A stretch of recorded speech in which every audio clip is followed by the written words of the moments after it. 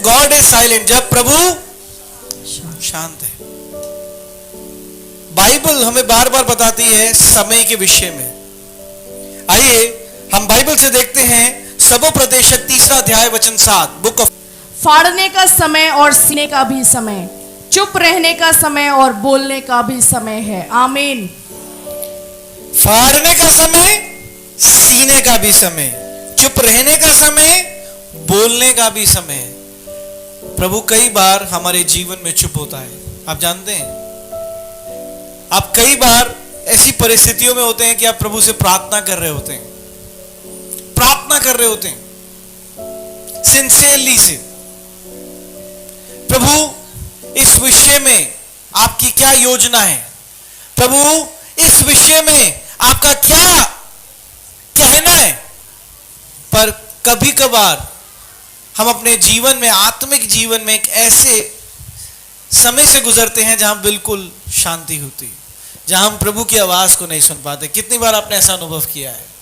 आपने कभी ऐसा अनुभव किया है कि आप प्रभु से कुछ जवाब मांग रहे हैं, जवाब मांग रहे हैं, जवाब मांग रहे हैं और जवाब ही नहीं आ रहा? देखिए बाइबल कहती है सबोपदेशक 3 अध्याय वचन 7 में, एक बार हम दोबारा पढ़ेंगे और मैं चाहूंगा हम सब एक आवाज में पढ़ेंगे। मैं 3 तक गिनूंगा और हम सब एक आवाज में इस वचन को पढ़ेंगे। 1 2 3। फाड़ने का समय और सीने का भी समय, चुप रहने का समय और बोलने का भी समय है। आमीन। चुप रहने का समय, इसका मतलब बाइबल बताती है कि एक समय आता है जहां प्रभु चुप होता है और वो कुछ भी नहीं कहता, वो सिर्फ सुन रहा है। पर यह समय हमारे जीवन में क्या बताता है, क्या दर्शाता है?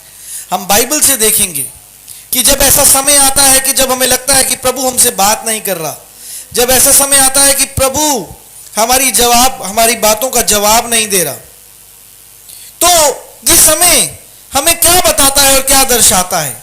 हालेलुया। हालेलुया। आज हम बाइबल से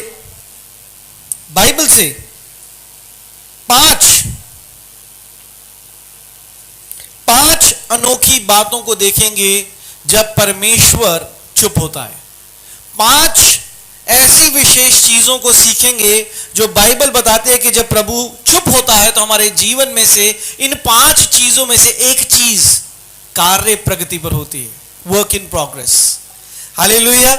हालेलुया। जब प्रभु शांत होता है, आप जानते हैं बाइबल बताती है, तो एक घटना जो हम देख सकते हैं, जिसे हम अपने जीवन से सीख सकते हैं। जब प्रभु शांत होता है तो वो समय होता है जब तुम्हारी परीक्षा करी जा रही है। हम जो कुछ आत्मा से सीखते हैं, ग्रहण करते हैं, we need to pass the test in order to grow to the next level, in order to operate to new dimension, we need to pass the test. Hallelujah. हमें जब एक नए पड़ाव पर आत्मिक रीति से पहुंचना होता है, जाना होता है, और जब हम उस पड़ाव के प्रोसेस, क्रिया पर होते हैं, जब प्रभु परख रहा होता है कि क्या हम तैयार हैं कि नहीं, तब प्रभु शांत होता है। हालेलुया। आइए बाइबल से देखेंगे एक समय जब परमेश्वर ने अब्राहम से कहा कि अपने सबसे प्रिय पुत्र को मेरे लिए क्या कर, बलिदान कर। बाइबल से देखेंगे उत्पत्ति की पुस्तक 22 अध्याय वचन 1 से 2। उत्पत्ति 22 1 और 2। इन बातों के पश्चात ऐसा हुआ कि परमेश्वर ने इब्राहिम से यह कहकर उसकी परीक्षा की कि हे इब्राहिम, उसने कहा देख मैं यहाँ हूँ। उसने कहा अपने पुत्र को, अर्थात अपने इकलौते पुत्र इसाक को, जिससे तू प्रेम रखता है, संग ले कर मोरियत देश में चला जा और वहां उसको एक पहाड़ के ऊपर जो मैं तुझे बताऊंगा होम बलि करके चढ़ा। हालेलुया। हालेलुया। कितनों ने बाइबल में से ये वाक्या पढ़ा है? कितनों ने अब्राहम और इसाक का ये वाक्या पढ़ा है? हमने शायद कई बार पढ़ा होगा। हालेलुया। तो इसके बाद क्या हुआ? बाइबल बताती है अगले ही दिन अब्राहम भोर की सुबह अपनी यात्रा के लिए निकल गया। अपने संग कुछ चेले, डिसाइपल, सर्वेंट्स ले गया और उस यात्रा पे चला। क्या उस यात्रा पे परमेश्वर उससे बात कर रहा था? जब उसने दूर से देखा वो पहाड़ आ गया है और इसाक ने कहा पिता हमारे पास आग के लिए लकड़ी है, सारी सामग्री है, पर होम बलि के लिए कुछ नहीं है। तो अब्राहम ने क्या कहा? प्रभु प्रदान करेगा। हालेलुया। क्या प्रभु उससे उस समय बात कर रहा था? जब वो यात्रा पर था, जब वो अगले दिन उसने यात्रा की शुरुआत करी, क्या प्रभु उससे बात कर रहा था? जब इसहाक अपने पिता से पूछ रहा था कि पिता हमारे पास होम बलि के लिए कुछ नहीं है, और अब्राहम विश्वास में कह रहा था कि मेरा परमेश्वर प्रदान करेगा, तो क्या उस समय परमेश्वर उससे बात कर रहा था? बाइबल बताती है कि उसने इसहाक को छुरी मारने के लिए छुरा उठा लिया था, और तब प्रभु के स्वर्गदूत ने उसे कहा, इसहाक रुक जा, अब्राहम रुक जा, तेरा विश्वास परखा गया है। अगर आप NIV वर्जन देखते हैं तो उत्पत्ति 22 जहां की हमने शुरुआत करी, उसमें सबसे पहला टॉपिक लिखा है, Abraham faith was tested. Hallelujah, hallelujah. क्या उस सफर में परमेश्वर उससे बात कर रहा था? परमेश्वर ने उससे बात करी और कहा कि मुझे तेरे बेटे की होम बलि चाहिए, मुझे तेरे बेटे से बलि चाहिए। पर जब उस सफर में शुरुआत हुई, जब उस सफर में वो चलना शुरू हुआ, जब उस सफर में उस पड़ाव में वो पहुंच गया कि वो पहाड़ को देख पा रहा था, क्या परमेश्वर उससे बात कर रहा था? परमेश्वर शांत था। Hallelujah, hallelujah. परमेश्वर शांत था। जब वो पहाड़ पर पहुंचा, परमेश्वर तब भी शांत था। जब उसने इसहाक को लटाया और बलि देने के लिए तैयार किया, तब भी परमेश्वर शांत था। पर जब उसने छुरा उठाया, तो बाइबल बताती है कि परमेश्वर का स्वर्गदूत उसके पास आया और कहा, अब्राहम रुक जा। उत्पत्ति 22 वचन 11 से 12। तब यहोवा के दूत ने स्वर्ग से उसको पुकार के कहा, हे इब्राहिम, हे इब्राहिम। उसने कहा, देख मैं यहां हूं। उसने कहा, उस लड़के पर हाथ मत बढ़ा और ना उससे कुछ कर, क्योंकि तूने जो मुझसे अपने पुत्र वरन अपने इकलौते पुत्र को भी नहीं रख छोड़ा, इससे मैं अब जान गया कि तू परमेश्वर का भय मानता है। आमीन। Hallelujah, hallelujah. पहली चीज, हम 5 अलग बातों को आज सीखेंगे जब परमेश्वर हमारे जीवन में शांत होता है। हम कई बार परमेश्वर की शांति को पूछते हैं, परमेश्वर क्या आप मुझसे नाराज हो?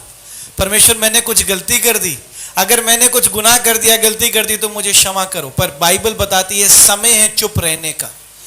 एक समय जो दर्शाता है कि जब अब्राहम के विश्वास को परखा जा रहा था, तो परमेश्वर ने उसे कहा, अब्राहम मुझे तेरा इकलौता सबसे प्रिय पुत्र का बलि चाहिए, बलिदान चाहिए। पर उसके बाद उस सफर में परमेश्वर अब्राहम से बात नहीं कर रहा था। अब्राहम उस सफर में चल रहा था, सफर की तैयारी कर रहा था। हालेलुया। उस पहाड़ तक पहुंचकर उसने अपने चेलों से कहा, अब यहीं रुक जाओ, इसके बाद की यात्रा मैं और मेरा पुत्र एक साथ करेंगे। तब भी परमेश्वर उससे बात नहीं कर रहा था, शांत था। परमेश्वर उसकी ईमानदारी को, उसकी वफादारी को परख रहा था। Hallelujah, hallelujah, hallelujah. एक और दूसरा इंस्टेंस, दूसरा वाक्य जो हम बाइबल में से देखते हैं, वो अय्यूब का जीवन। बाइबल बताती है कि शैतान परमेश्वर के पास उपस्थित हुआ और परमेश्वर ने शैतान से पूछा, हे शैतान तू कहां से आता है? उसने कहा, इधर उधर से लौट पौट के पृथ्वी का चक्कर लगा कर आता हूं। क्यों? तूने मेरे दास अय्यूब पर दृष्टि नहीं डाली? इस समय का सबसे खरा व्यक्ति अय्यूब है। क्या परमेश्वर अय्यूब से बात कर रहा था? Hallelujah, hallelujah. कितने अय्यूब की पुस्तक पढ़ी है? यस। क्या परमेश्वर अय्यूब से बात कर रहा था या शैतान से बात कर रहा था? अय्यूब नहीं जानता था कि उसके ऊपर चुनौती आने वाली है, पर शैतान को परमेश्वर ने अलाउ किया। हालेलुया। आइए हम बाइबल से देखते हैं अय्यूब की पुस्तक पहला अध्याय, अय्यूब 1:6 से 12, 7 से 12। यहोवा ने शैतान से पूछा, तू कहां से आता है? शैतान ने यहोवा को उत्तर दिया कि पृथ्वी पर इधर उधर घूमते फिरते और डोलते डालते आया हूं। यहोवा ने शैतान से पूछा, क्या तूने मेरे दास अय्यूब पर ध्यान दिया है? क्योंकि उसके तुल्य खरा और सीधा और मेरे भय मानने वाला और बुराई से दूर रहने वाला मनुष्य और कोई नहीं है। शैतान ने यहोवा को उत्तर दिया, क्या अय्यूब परमेश्वर का भय बिना लाभ के मानता है? क्या तूने उसकी और उसके घर की और जो कुछ उसका है उसके चारों ओर बाड़ा नहीं बांधा? तूने तो उसके काम पर आशीष दी है और उसकी संपत्ति देश भर में फैल गई है, परंतु अब अपना हाथ बढ़ाकर जो कुछ उसका है उसे छू, तब वह मेरे मुंह पर तेरी निंदा करेगा। यहोवा ने शैतान से कहा, सुन, जो कुछ उसका है वह सब तेरे हाथ में है, केवल उसके शरीर पर हाथ न लगाना। तब शैतान यहोवा के सामने से चला गया। Hallelujah, hallelujah, hallelujah. हम सब जानते हैं, अगर हमने अय्यूब की पत्री पढ़ी है तो उसके बाद शैतान ने क्या किया हम सब जानते हैं। अय्यूब बड़ा धनवान व्यक्ति था, उसके बेटे बेटियां और उसके पास एक बड़ी चेलों की सेना थी, उसके पास दास थे, दासियां थी, उसके पास भेड़ बकरियां ऊंट बैल सब थे, और एक एक करके शैतान ने सबको नाश कर दिया। जब शैतान नाश कर रहा था और जब उसके दास अय्यूब के पास आकर उसको सूचना दे रहे थे, क्या उस समय परमेश्वर अय्यूब से बात कर रहा था? अगर हम उसका दूसरा अध्याय पढ़ते हैं तो उसके बाद शैतान ने फिर प्रभु यहोवा के आगे उपस्थित होकर अनुमति ली कि मुझे अलाउ करो कि मैं उसके स्वास्थ्य पर अटैक कर सकूं। I'll be able to attack on his health। परमेश्वर ने कहा, मैंने उसके हाथ में तुझे स्वास्थ्य दिया पर उसकी जान नहीं ले सकता। और बाइबल बताती है कि वो इतना पीड़ित हुआ कि उसने टाट ओढ़ा और वो बैठा। उसकी पत्नी इस बात से इतनी हताश हुई कि उसने कहा, तू अब भी प्रभु की दृष्टि में खरा व्यक्ति बना हुआ है। और अगर हम पढ़ते हैं अय्यूब दूसरा अध्याय वचन 9, तो उसने कहा, प्रभु की ताड़ना कर और मर जा, कर्स द लॉर्ड एंड डाई। क्या उस समय अय्यूब से परमेश्वर ने बात करी? अगर आपने अय्यूब की पत्री पढ़ी है, कितनों ने अय्यूब की पत्री पढ़ी है? हालेलुया। अय्यूब पहला अध्याय, दूसरा अध्याय, तीसरा अध्याय, चौथा अध्याय, 7वां अध्याय, 10वां अध्याय, 15वां अध्याय, 20वां अध्याय, 22वां अध्याय, 25वां अध्याय, 28वां अध्याय, परमेश्वर ने बात नहीं करी। हम नहीं जानते कितना समय लिखा होगा, पर एक पत्री को लिखने के लिए एक समय है। शायद 5 महीने, शायद 6 महीने, शायद 1 साल, मैं नहीं जानता। और बाइबल मुझे क्लियर एनालिसिस नहीं देता, स्टैट्स नहीं देता कि कितने वर्ष परमेश्वर ने अय्यूब से बात नहीं करी।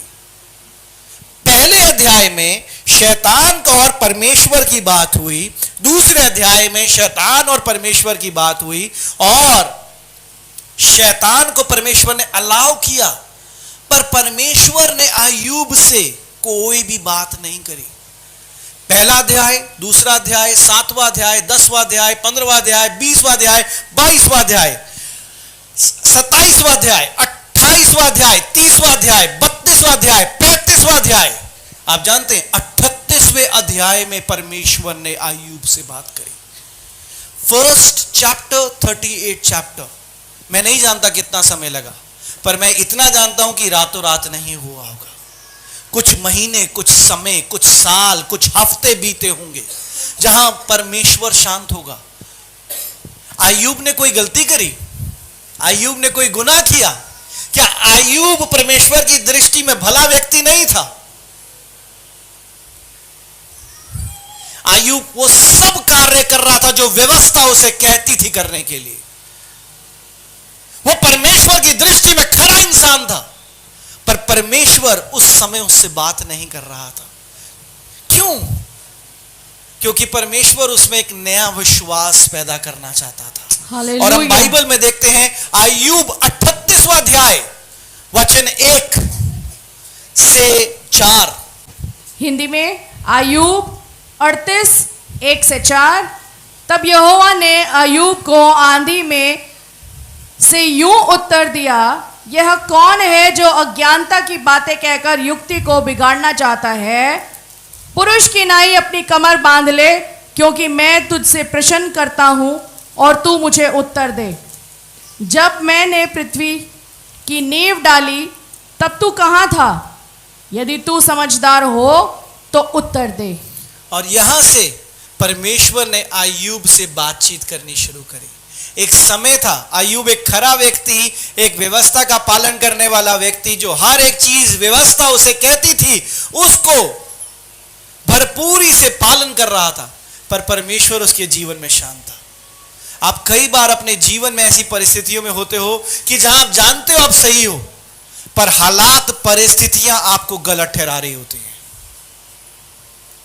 कितनों ने ऐसा अनुभव किया है? जहां आपको पता है कि मैं ठीक हूं, आत्मिक रीति से मैं ठीक हूं, मैं अपना चाल चलन जानता हूं, मैंने ऐसा कुछ नहीं किया, पर परिस्थितियां, हालात आपको गलत ठहरा रही है। आप क्या कहते हैं? कितनों ने अनुभव किया है? Hallelujah, hallelujah. आज आप समझ पा रहे हैं परमेश्वर मैंने क्या गलती करी, परमेश्वर मुझसे क्या भूल हुई? भूल नहीं हुई, परमेश्वर आपके विश्वास के स्तर को बढ़ा रहा है। हालेलुया। मैं अपने जीवन में एक मोड़ पर गुजरा जहां मुझे लोगों ने मैसेज तक किए, अरे पैसों के लालच में मिनिस्ट्री से अलग हो गए। पैसों का ही लालच था ना, तो हम तुम्हें खत्ता खजाना संभालने देते हैं चर्च का, अलग क्यों हो गए? जहां मैं कुछ लोगों को सच्चाई बता भी रहा था, पर वो सच्चाई जानना नहीं चाह रहे थे।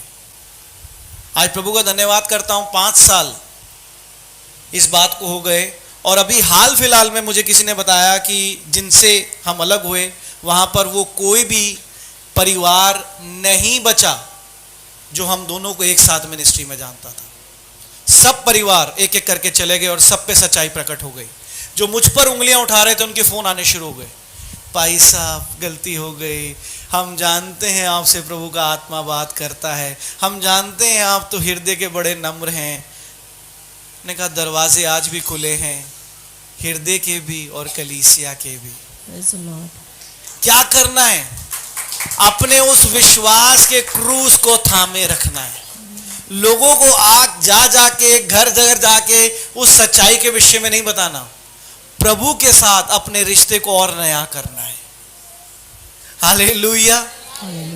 आप जानते हैं अगर आप अय्यूब की पत्री पढ़ें तो परमेश्वर ने क्या कहा था? मैं तेरे दोस्तों से नाराज हूं क्योंकि उन्होंने कार्य सही नहीं किया, और अब क्योंकि तू जान गया है और तूने मेरे से मेल मिलाप कर लिया, तो अगर तू अपने दोस्तों के लिए प्रार्थना करेगा तो उनके जीवन के बंधन खुल जाएंगे। और जब उसने अपने दोस्तों के लिए प्रार्थना करी तो परमेश्वर ने उसको आशीषित किया। शैतान चाहता है कि उस समय पर हम अपने प्रार्थना के जीवन से दूर हो जाएं।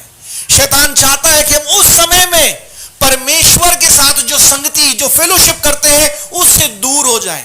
पर अगर आप ऐसे चुनाव पर, ऐसी परिस्थितियों पर हो जहां लोग आपको गलत ठहरा रहे हैं, जहां हालात आपको गलत ठहरा रहे हैं, आप परमेश्वर के और करीब आ जाओ। यू नो, कोजी फीलिंग समझते हैं? हस्बैंड वाइफ, ज्यादातर वाइफ चाहती है कोजी फीलिंग्स। कोजी समझते हैं फीलिंग्स? मैं आपको बताता हूं, अपनी वाइफ के साथ ही कर रहा हूं, इसलिए कोई पाप नहीं है। लोग दूसरों के साथ करते हैं तो पाप है। हालेलुया। ये कोजी फीलिंग होती है जहां एयर भी पास ना हो पाए। हाँ, हम कई बार घर पे कहते हैं ना, चलो लेट्स बी लिटिल कोजी। आपको अपने वचन के साथ ऐसी कोजीनेस में रहना है, ऐसी कि एयर भी पास ना होने पाए आपके बीच में से वचन की। और परिस्थितियां, हालात में आपको पता होना चाहिए कि मेरी बाइबल में मेरा वचन क्या कहता है। मैं कई बार कहता हूं, बंद बाइबल आपके अगेंस्ट सबसे बड़ा हथियार है, और खुली बाइबल शैतान के लिए सबसे बड़ा हथियार है। हालेलुया। बहुतों के पास बाइबल है पर अधिकतर लोगों के पास बंद है। आप जानते हैं, एक फैशन की तरह यूज करते हैं। संडे आ गया, पिछले हफ्ते कौन से पर्स में, कौन से बैग में रखी थी, आज ये वाले पर्स पहनना है, इस वाले पर्स में रखनी है। फैशन। पढ़ के देखिए पढ़ के देखिए।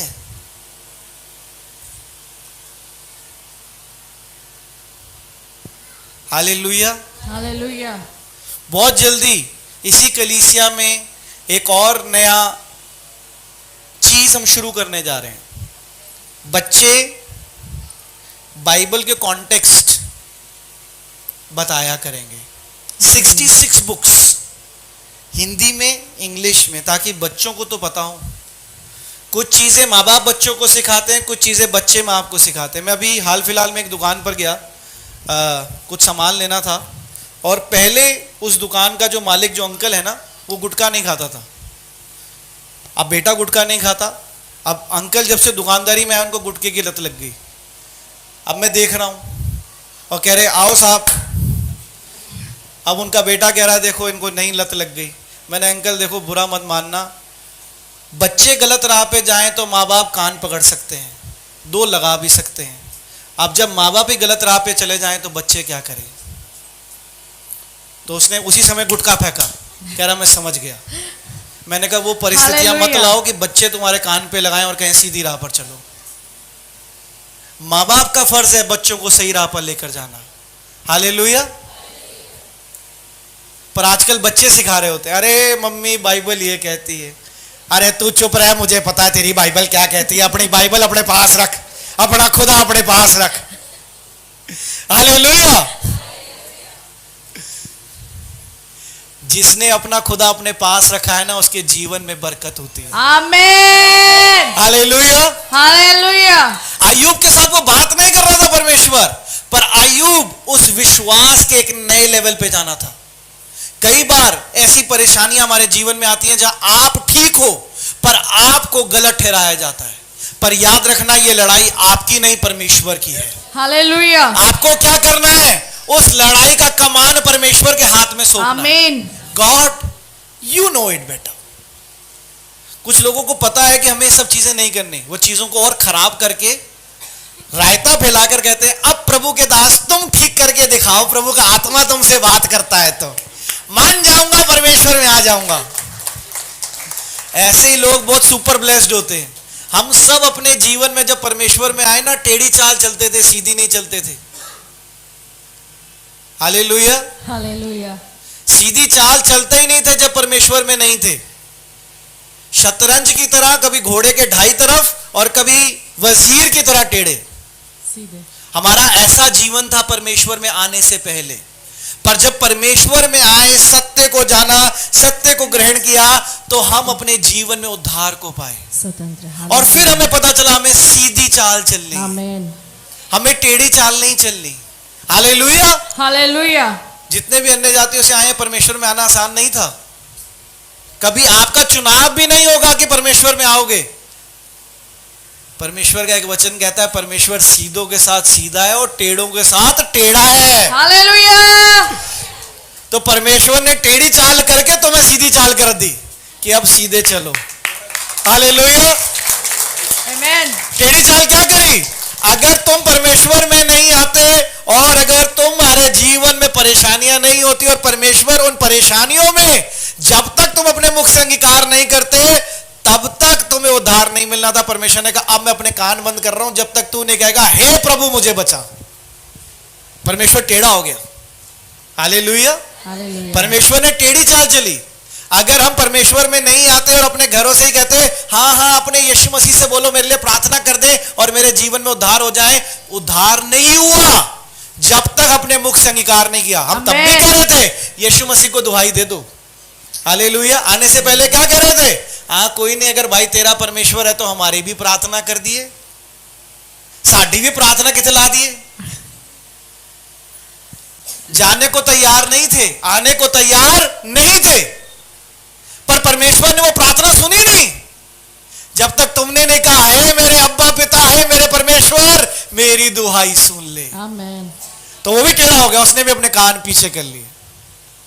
वो सीधों के साथ सीधा है और टेढ़ों के साथ टेढ़ा है। पर जब हम सीधे हो गए और हम जान गए कि हमारा उद्धार करता प्रभु यीशु मसीह है तो हमें दूसरों को बोलना नहीं पड़ा।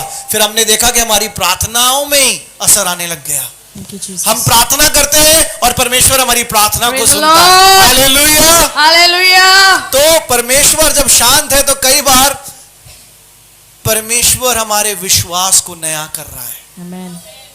हमारे विश्वास को नया कर रहा है। आज मैं जानता हूं बहुतों के विश्वास नए हो रहे हैं। Amen. हालेलुया।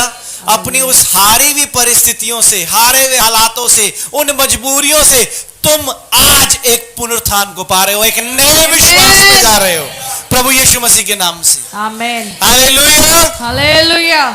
आइए एक और जो दूसरी बात मैं आपको बाइबल से सिखाना चाहता हूं। आप जानते हैं कई बार परमेश्वर शांत इसलिए होता है क्योंकि वो एक राइट सीजन की वेट कर रहा होता है, राइट सीजन की वेट कर रहा होता है।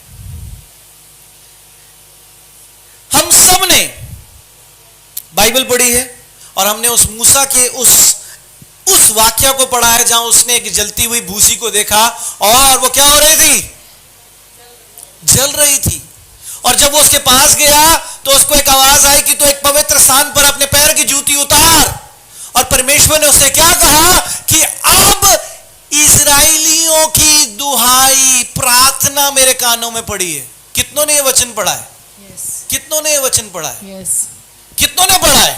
हालेलुया। Hallelujah. अच्छा, परमेश्वर को कितने समय के बाद वो दुहाई सुनाई दे रही थी, कोई जानता है? एनीवन? आज तुम्हें एक आत्मिक बरकत मिलेगी अगर सही उत्तर दोगे तो। आत्मिक, किसी को चाहिए आत्मिक बरकत? बरकत सबको चाहिए, मेहनत नहीं करने। मॉडर्न क्रिश्चियन सुबह उठे और गवाही कहां है? अकाउंट में कितनी उन्नति हो गई, मेरी जॉब का ऑफर लेटर आ गया, विश्वास कर्म में ना अधूरा है। हालेलुया। हम सब ने वचन पढ़ा है, हम बाइबल से पढ़ते हैं निर्गमन की पुस्तक 3 अध्याय वचन 7 से 14। आइए हिंदी में पढ़ें निर्गमन 3 अध्याय 7 से 14। फिर यहोवा ने कहा, मैंने पक्की प्रजा के लोग को मिस्र में है, उनके दुख को निश्चय देखा है और उनकी जो चिल्लाहट परिश्रम कराने वाले के कारण होती है उसको भी मैंने सुना है और उनकी पीड़ा पर मैंने चित्त लगाया है। इसलिए अब मैं उतर आया हूं कि उन्हें मिस्रियों के वश से छुड़ाऊं और उस देश से निकालकर एक अच्छे और बड़े देश में, जिसमें दूध और मधु की धारा बहती है, अर्थात कनानी, हित्ती, एमोरी, पेरिजी, हिवी, यबूसी लोगों के सियान में पहुंचाऊं। सो अब सुन, इजराइलियों की चिल्लाहट मुझे सुनाई पड़ी है और मिस्रियों उन पर अंधेर करना भी मुझे दिखाई पड़ा है। इसलिए मैं तुझे फिरौन के पास भेजता हूं कि तू मेरी इजरायली प्रजा को मिस्र से निकाल ले आ। तब मूसा ने परमेश्वर से कहा, मैं कौन हूं जो फिरौन के पास जाऊं और इजराइलियों मिस्र के निकाल ले आऊं?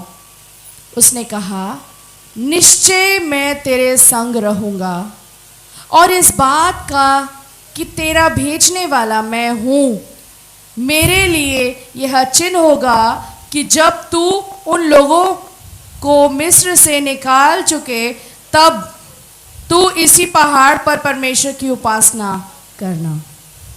मूसा ने परमेश्वर से कहा, जब मैं इजराइलियों के पास जाकर उनसे ये कहूँ कि तुम्हारे पितरों के परमेश्वर ने मुझे तुम्हारे पास भेजा है, तब यदि वे मुझसे पूछें कि उसका क्या नाम है, तब मैं उनको क्या बताऊं? परमेश्वर ने मूसा से कहा, मैं जो हूं सो हूं। फिर उसने कहा, तू इजराइलियों को से यह कहना कि जिसका नाम मैं हूं है, उसी ने मुझे तुम्हारे पास भेजा है। आइए 9वां वचन हम एक साथ पढ़ेंगे, मैं 3 तक गिनूंगा, 1 2 3।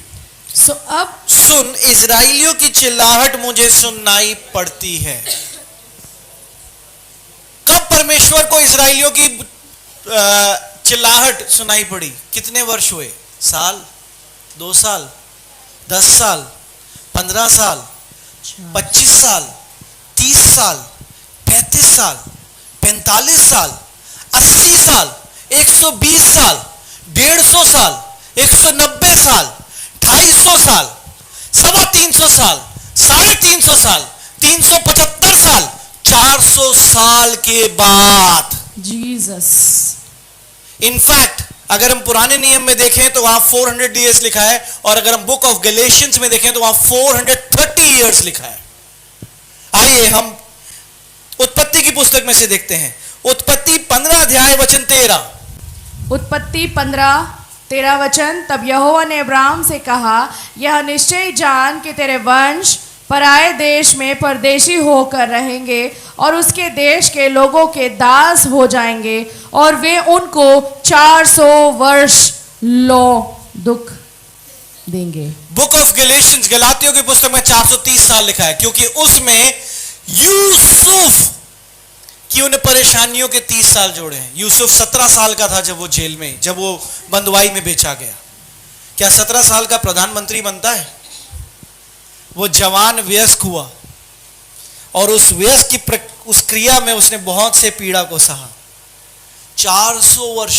आपको लगता है एक वयस्क व्यक्ति 400 वर्ष जीवित रहेगा? पर परमेश्वर इजराइलियों के लिए 400 वर्ष तक शांत रहा।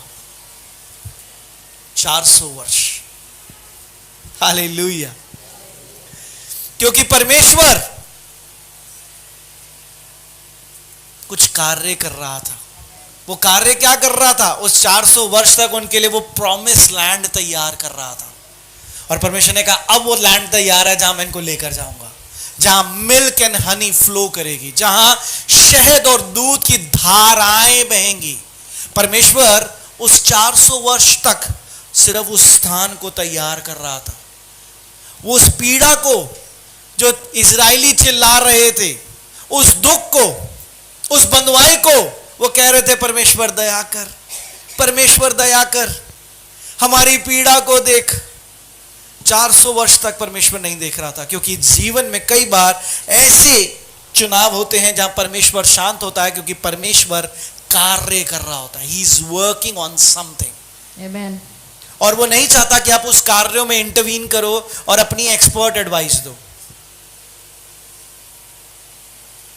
या परमेश्वर के साथ 50-50 खेलो कि अच्छा परमेश्वर 4 ऑप्शन है, 2 निकाल देते हैं, अब 2 पर काम करते हैं। परमेश्वर नहीं बताता, परमेश्वर कार्य करता है। 400 साल तक परमेश्वर उस प्रॉमिस लैंड को तैयार कर रहा था। और जब वो प्रॉमिस लैंड, जब वो आशीषित स्थान तैयार हुआ, तो परमेश्वर ने कहा अब मुझे उनकी चीखें सुनाई देती हैं। हालेलुया। हालेलुया। तीसरी बात जो बाइबल हमें सिखाती है, जब परमेश्वर शांत होता है, आप जानते हैं परमेश्वर जब शांत होता है, जो तीसरी बात हम बाइबल से देखते हैं, क्योंकि परमेश्वर चाहता है कि हम कुछ सीखें। जब परमेश्वर हमारे जीवन पर शांत होता है, और जब हम परमेश्वर की उस मीठी ध्वनि को अपने जीवन में अनुभव नहीं कर पाते, तो वो समय है कि परमेश्वर चाहता है कि हम आत्मिक रीति से कुछ चीजों को सीखें।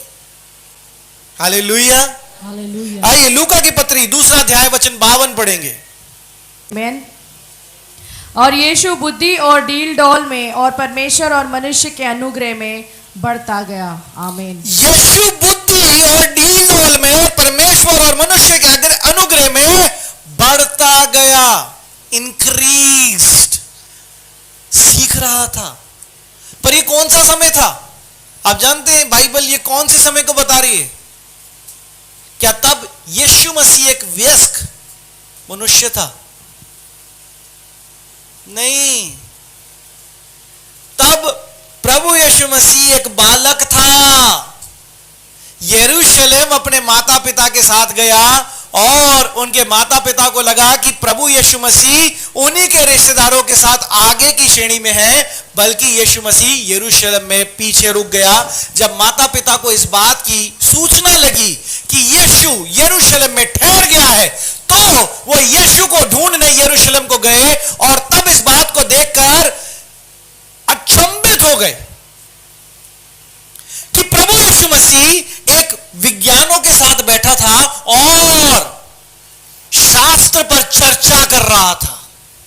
इसका मतलब तब वो समय नहीं था कि प्रभु यीशु मसीह से पवित्र आत्मा बात कर रहा था, क्योंकि पवित्र आत्मा तब बात कर रहा था जब वो उपवास में था, जब पवित्र आत्मा उस पर उतरा।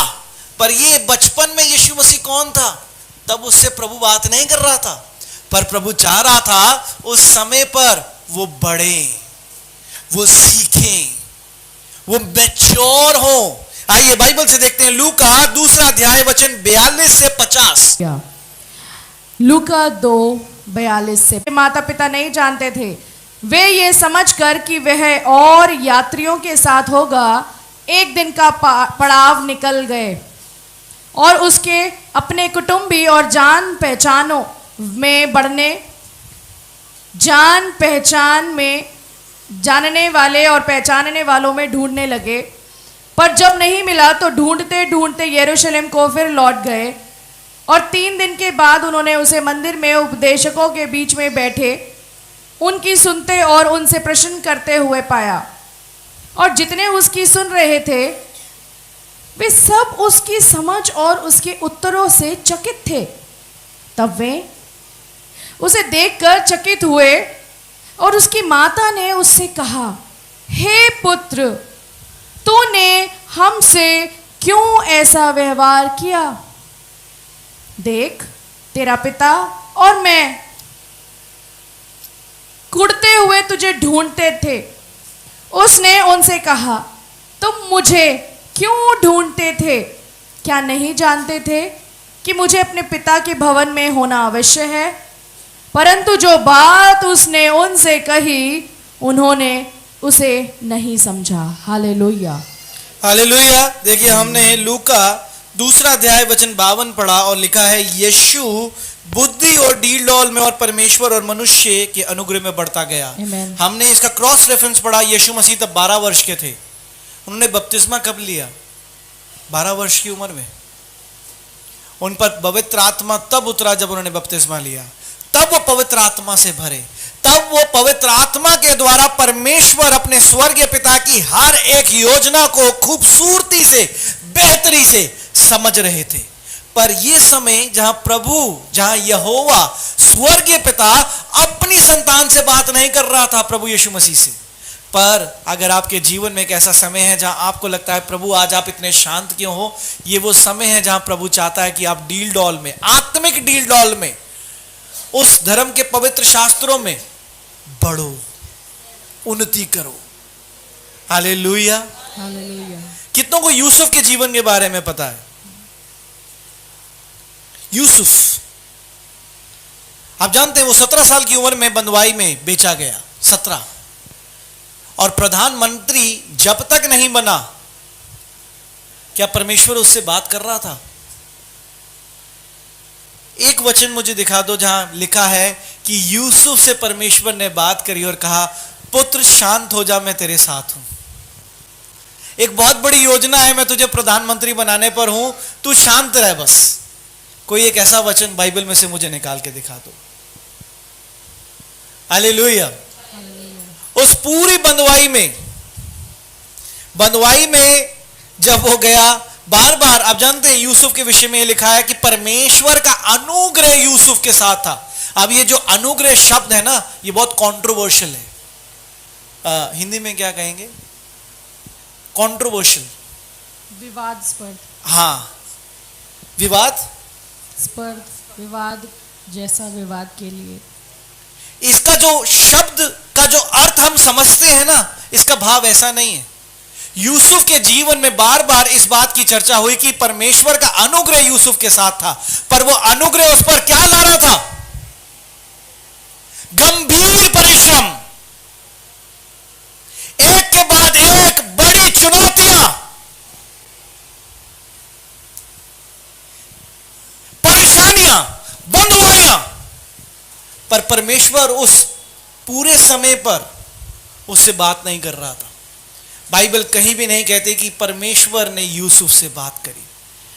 यूसुफ के साथ परमेश्वर शांत था, पर बाइबल कहती है कि परमेश्वर की दृष्टि में वो भला बनता चला गया। He was growing। हम कई बार कहते हैं we are highly favoured. Hallelujah. ये जो हाईली फेवर्ड है ना, ये हाईली चुनौतियों के साथ निकलता है। सोना वही चमकता है जो तपता है। अब कुछ सोना तो सिर्फ आग की भट्टी में यूं यूं हाथ सेक रहा है, थोड़ी सी टोपी निकालता है, गर्म हाथ करता है, कहता गर्मी आ गई। थोड़ी ज्यादा चाहिए होती है तो पैर भट्टी के पास ले आता, कहता वाह मजा आ रहा है। पर प्रभु के जन उस भट्टी में फेंके जाते हैं और परमेश्वर उनके साथ बना रहता है। आमीन। जैसे उस नेबुकदनेस्सर राजा ने कहा था, इन्हें उस आग में फेंक दो और इसकी ज्वाला और गर्म होने पाए। 3 फेंके गए थे, 4 थे अंदर। जब आप परमेश्वर के राज्य के लिए निखरते हो तो आप उस आग में फेंके जाते हो, पर वो आग आपको जलाती नहीं है, वो आग आपको हानि नहीं देती है, वो आग आपको निखारती है। Hallelujah, hallelujah. कि एक प्रभु का जन जिस पर परमेश्वर का तेज बरसता है, परमेश्वर का तेज बनता है, वो उस आग की भट्टी में से होके गुजरता है। पर कई आग की भट्टी में है तो सही, पर जाना नहीं चाहते, धक्का मारना पड़ता है। चल भाई, मेरे साथ एक प्रभु का दास है, हम आंध्र प्रदेश गए पहली बार। पापा मुझे पानी से बड़ा डर लगता है, बड़ा डर लगता है। अच्छा घोड़े सवारी कर ले, घोड़े से भी डर लगता है।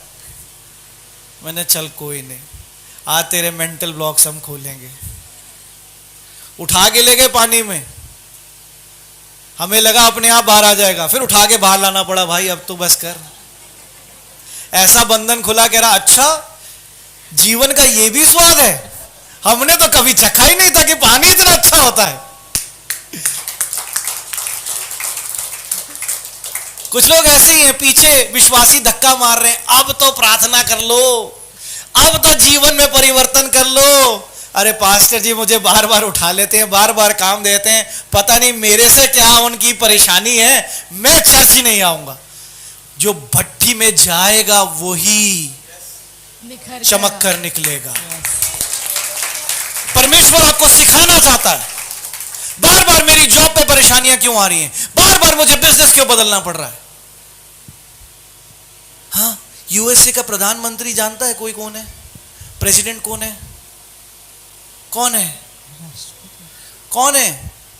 देखो भट्टी में इतना खो गए, बाहर आना ही नहीं चाह रहे। कौन है? जो बाइडेन कौन है? उसके जीवन के विषय में पढ़ा है, एक के बाद एक फेलियर्स हैं उसने, एक के बाद एक। उसकी पर्सनल लाइफ, उसकी प्रोफेशनल लाइफ, सब कुछ डिस्टर्ब रही है, एक के बाद एक फेलियर। और अचानक से वो व्यक्ति जो बुजुर्ग हो रहा था, जो सोच रहे थे अब तो ये रिटायरमेंट के पास है, वो क्या बन गया? राष्ट्रपति। यूएसए को चला रहा है, और ऐसा चला रहा है कि वो चाइना से पंगा लेने को भी तैयार हो गया, वो रशिया से पंगा लेने को भी तैयार हो गया।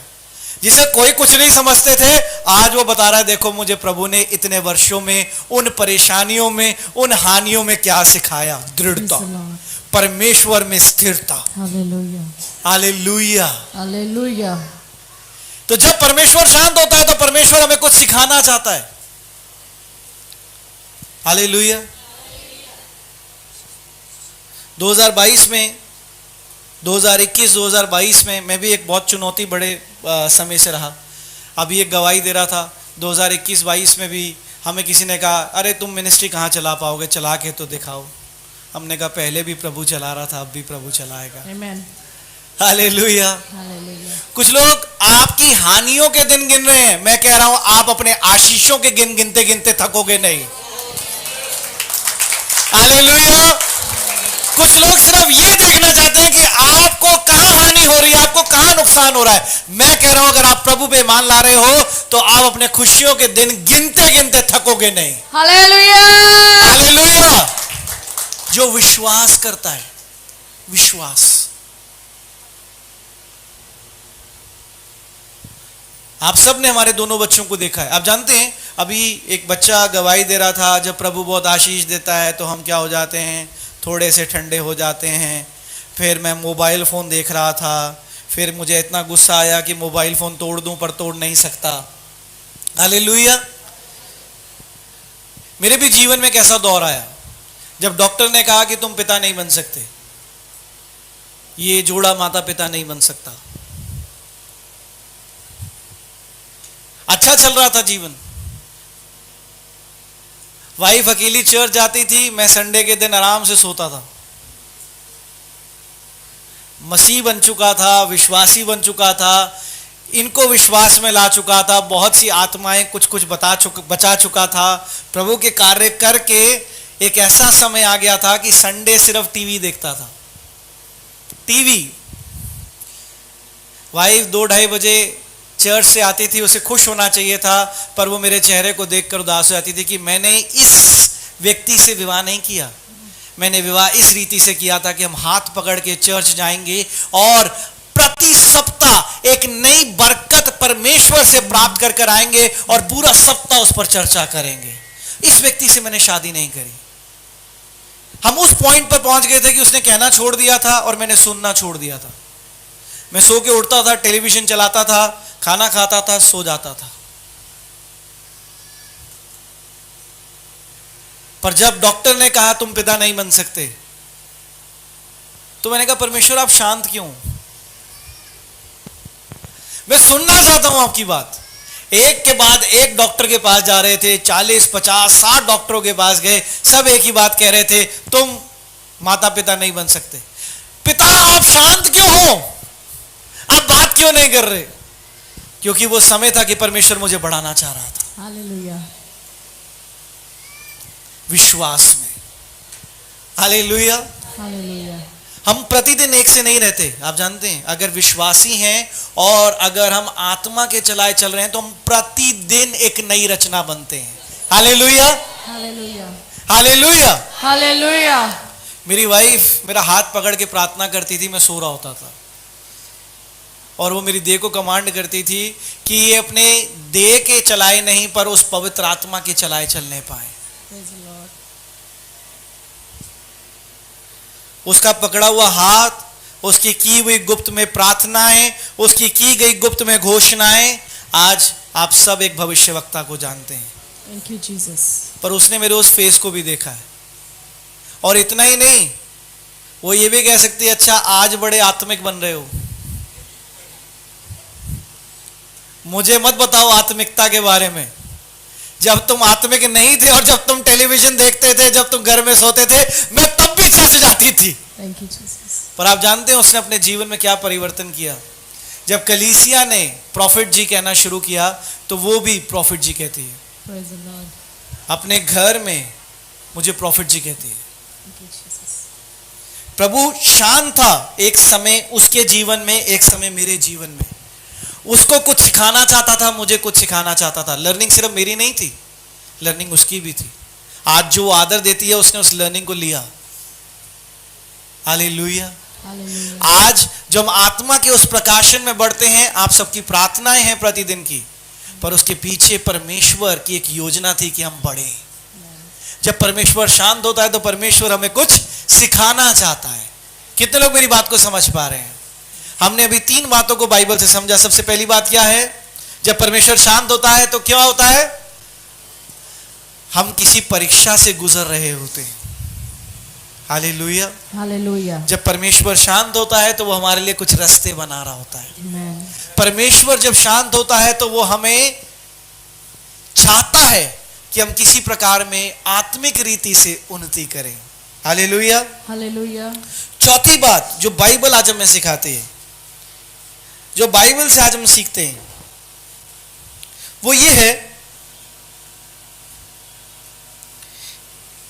आप जानते हैं जो बात मैं आपको बताना चाहता हूं, अगर हम आत्मिक रीति से सीखते हैं तो सबसे अच्छी चीज जो मैंने बाइबल से सीखी है, ज्यादा बोलने वाले आत्मिक जन नहीं होते। कम बोलने वाले ज्यादा रिसीव करने वाले आत्मिक जन होते हैं। हालेलुया। अभी भाई पास्टर जी को इस फ्राइडे हम सोनीपत जा रहे थे तो कह रही थी कि इनकी क्वालिटी सबसे बड़ी है कि अगर कुछ ऐसी बात हो जहां विवाद हो तो मेरे पति सबसे पहले कंबल लेके सो जाते हैं।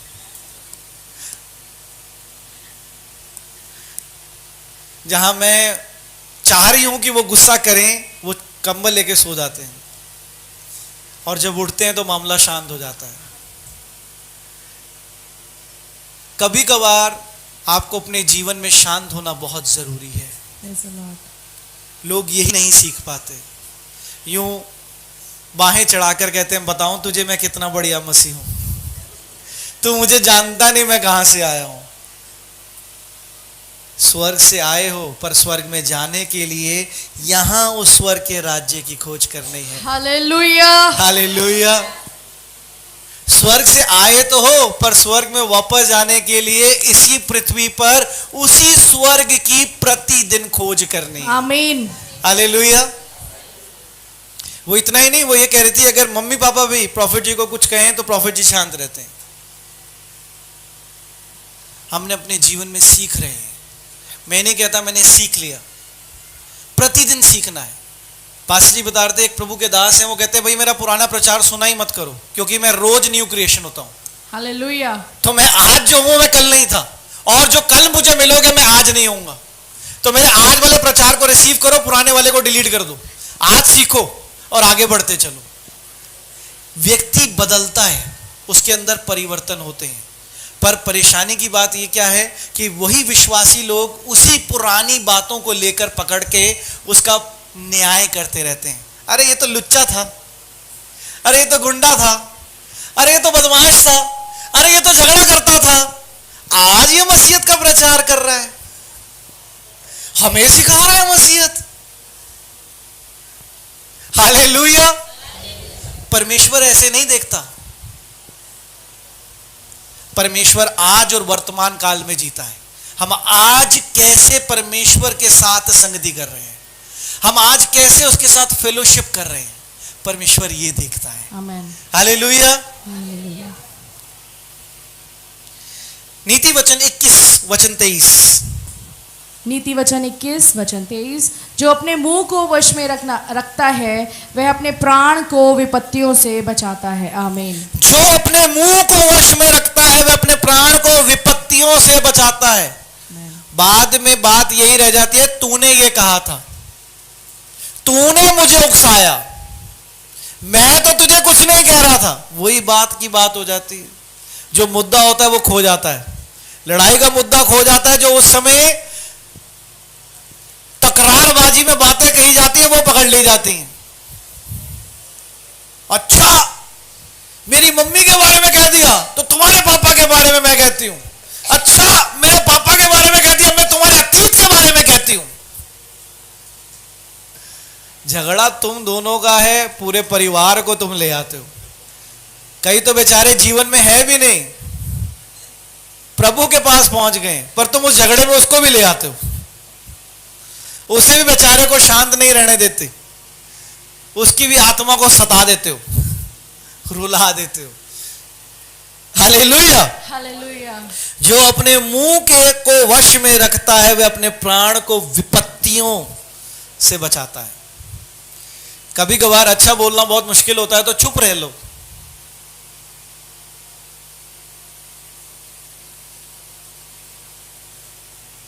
हालेलुया। आप जानते हैं मरियम ने पवित्र आत्मा के द्वारा उस परम प्रधान को संतान के रूप में अपने जीवन में ग्रहण किया। हालेलुया। और बाइबल बताती है कि यूसुफ एक वफादार, एक अच्छे चाल चलन पर चलने वाला व्यक्ति था और वो कोई भी विवाद नहीं चाहता था। इसीलिए वो शांति से मरियम को छोड़ने का निर्णय कर रहा था। उनकी मंगनी हो चुकी थी। हालेलुया। हालेलुया।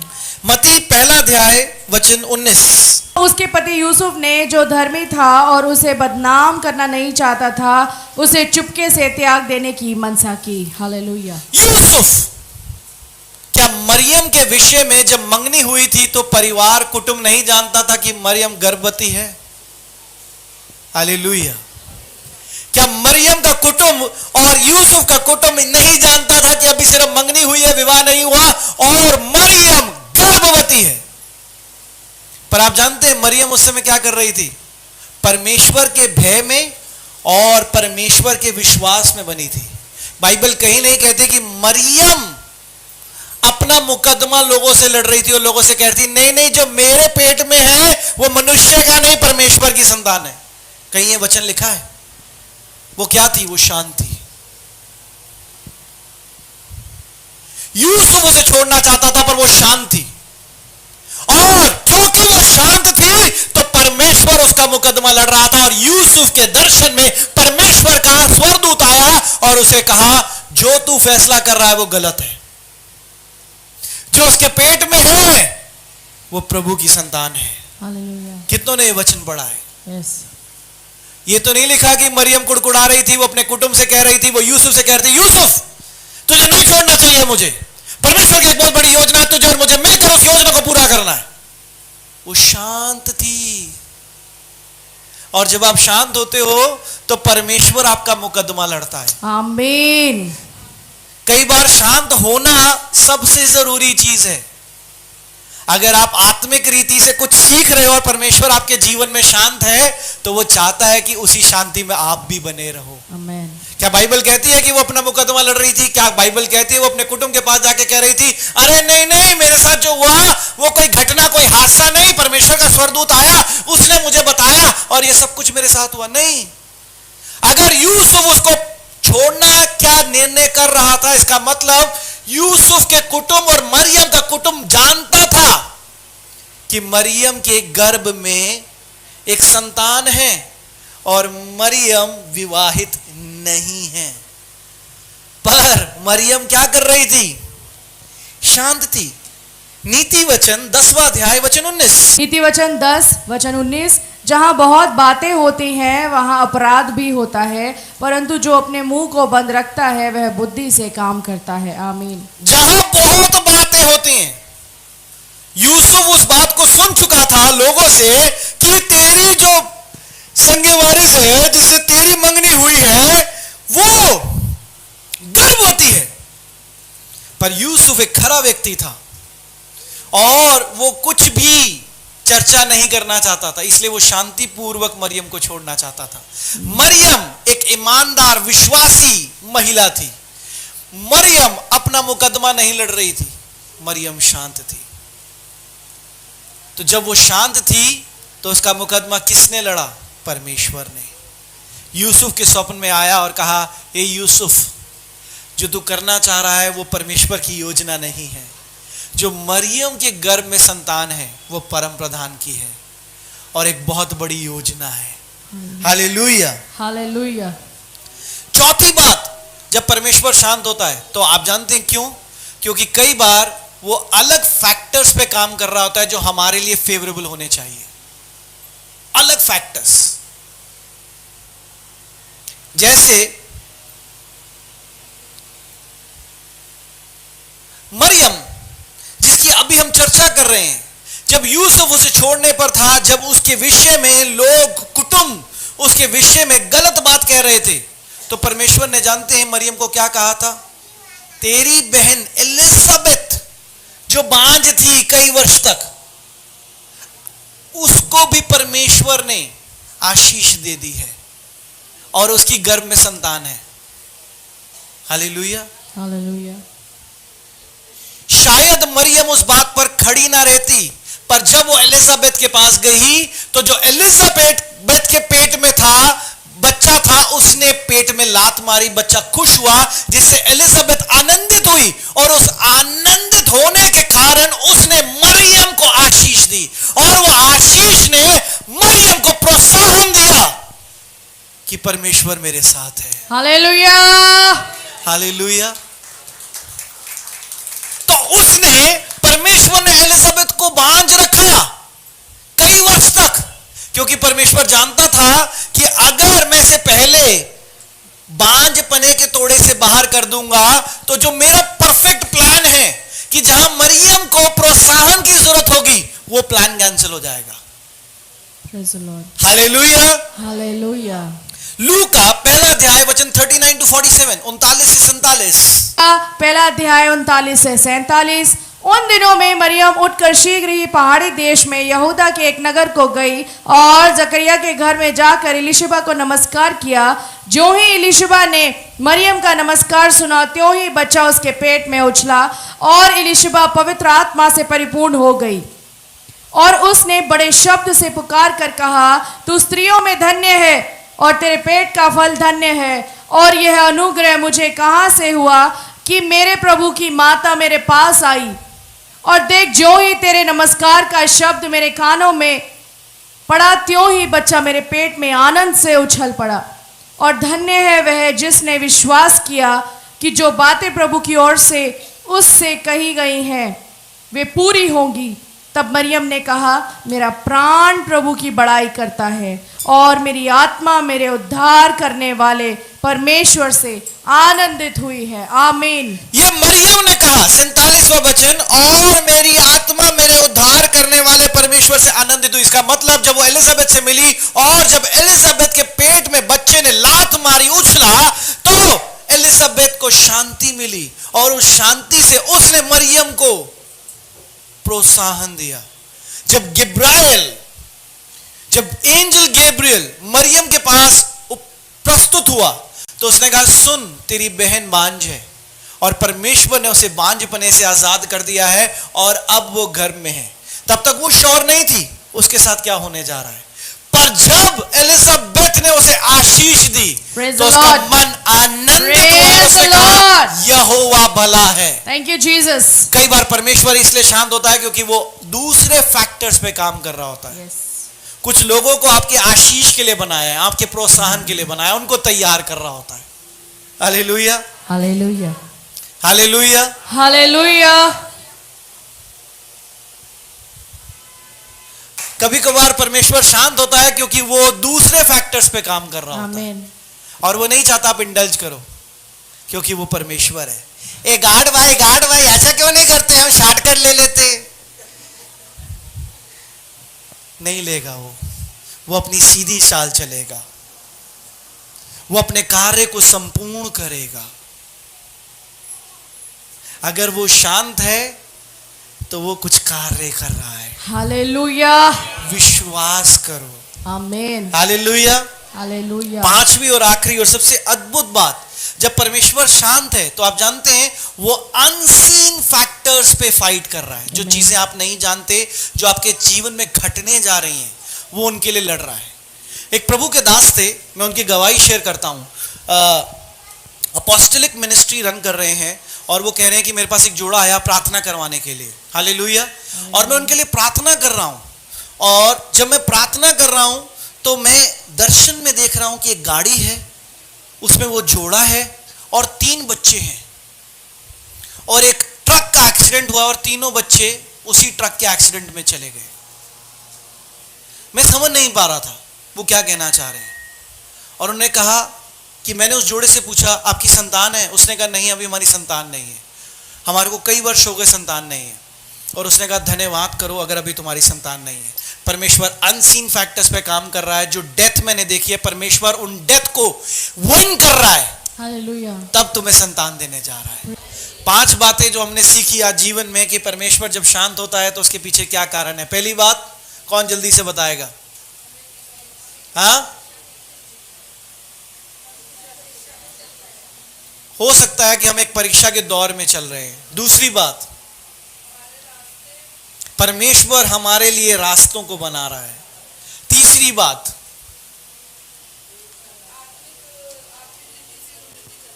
हाँ, जब हम परमेश्वर में उन्नति कर रहे हैं तब भी परमेश्वर शांत हो सकता है। चौथी बात, हाँ, क्या है?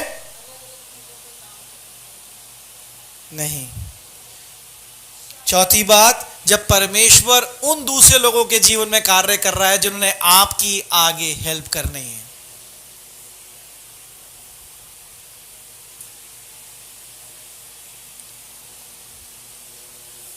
पांचवी बात, अनसीन फैक्टर, जो आप देख नहीं सकते, जो आपकी आंखें देख नहीं सकती, परमेश्वर उन फैक्टर्स पे काम कर रहा है। हालेलुया।